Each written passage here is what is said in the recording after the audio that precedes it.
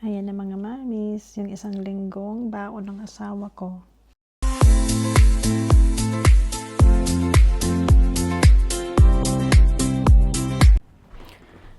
Ay mga mamis, ari na naman kita sa kusina. Magluto kita magluto na naman ako sang balon sambana ko pang isa ka semana. Ang request niya giniling nga baka ng minudo sa aton, pero diri anong tawag nila sina sloppy joe. Slice ko ning kanan nga panakot. Habang nag-slice gali ko, paano ko na ang karne, ipa-brown ko na ang karne. Napahumo ko na ni siyang giniling. Ari siya, diba, damo pang isahan kasi mana niya. So adlaw-adlaw mo lang ni siyang ginabalon niya.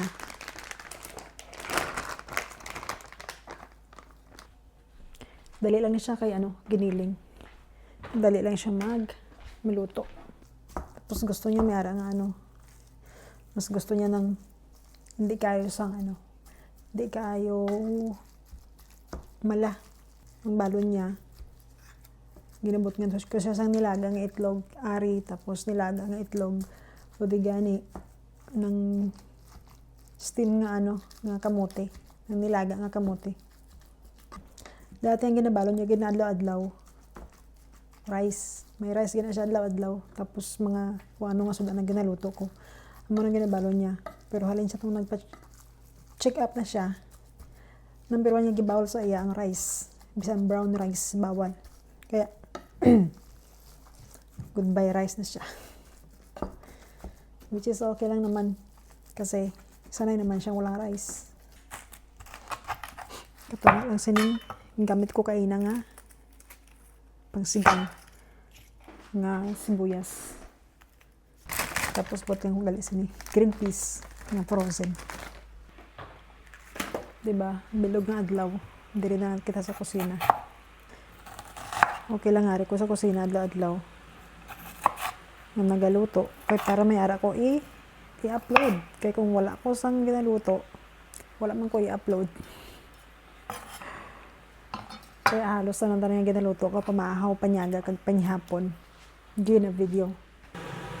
Simula talaga nun mahilig ako magluto. Ang problema lang noon, problema dati, wala ko sang lutoon. Kaya subong gusto luto. Bisan isa ka kaadlaw nga nakababad sa kusina. Kay may ara ka man nga lutoon. Mas budlay nang wala ka lutoon, di ba? Di tani ko magbutang sang patatas. So may ara man ko nga patatas nga harvest. Kaya siling ko, gamiton ko na lang. Kasi naman masayang. Bigla pagitan ng galagmay nga patatas.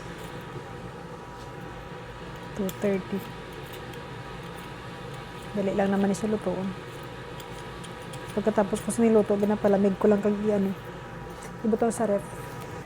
And then, carrots. Galagmay ang ilang galagmay sang ilang carrots. Huwag ko kanyang nakita nga namin nga carrots dari Tapos ang ako nga tanong, why man sa amin nagtubo? Try ko liwat sa next year. May ganin ba na ako kay why tanas ang libog. Walang problema sa kanya kahit na araw-araw niyang kainin yung parehong ulam. Hindi mapili. Ang amon nga nag-groceries ang nagligid niya nagligad niya bulan why ko pa na nasuma tanan-tanan. Ang mabi ko sa naginano ko siya, total ko tanan-tanan ng amon nga monthly grocery. So kada bulan ginano ko siya total.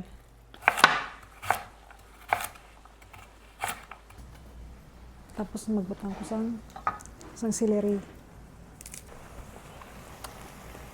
Mahirap lang pag nasa kusina ka lagi kang nagluluto. Yung kamay mo nagluluto ka tapos maghuhugas, yun ang problema kasi mainit. Tapos babasain mo agad. Kaya ito, sumasakit. Tapos dito, sumasakit din. Minsan-minsan. Ayan. Hindi ko na siguro lagyan ng mantika. Lagay ko na tong ano niya. Garlic. Tapos ang onion. Lagay ko na rin tong patatas at saka carrots. Tomato paste.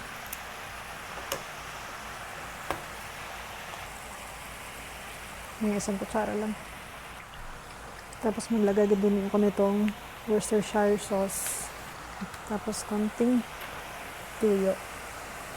Paminta. Maraming paminta. Garlic powder. At saka onion powder. Ito ng beef bouillon. Hindi ko inubos, pero tinapon ko na. Pwede rin kayo maglagay ng asukal. Pero ako mas gusto ko yung honey. Kasi hindi na ako gumagamit ng asukal. Ang celery. Tapos ang beef bone broth. Muna isabaw ko.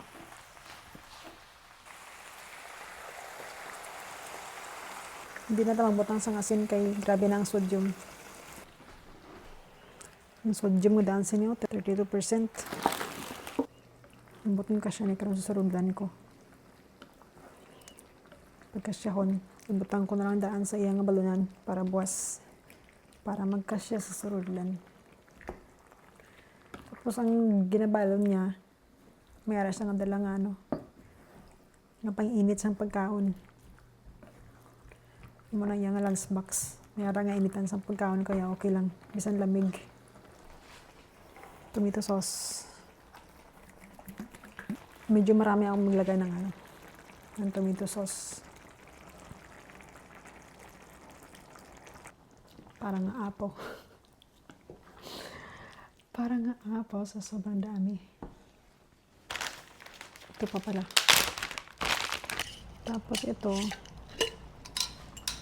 lagay natin sa lagayan at ilagay sa fridge para mapakinabangan.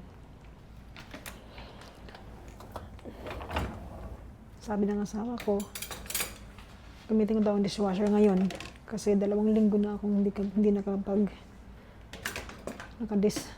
ng 2 linggo na itong hindi nagamit. Kaya gagamitin.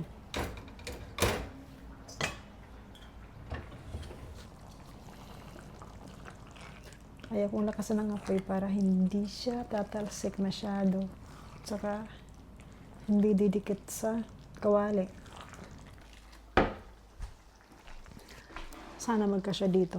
Ito.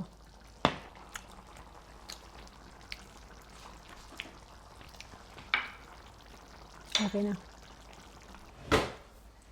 Ito yung baunan niya. Lagyan ko na lang siya sa baunan niya. Para sure na magkasya dito. Dapat may sabaw. Yan. Kalahati lang. Tapos lalagyan ko ng itlog.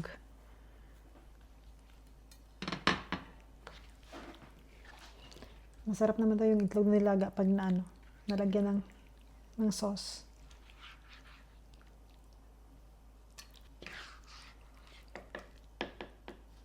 Diba walang kahirap-hirap yung walang kahirap-hirap yung pagkain niya.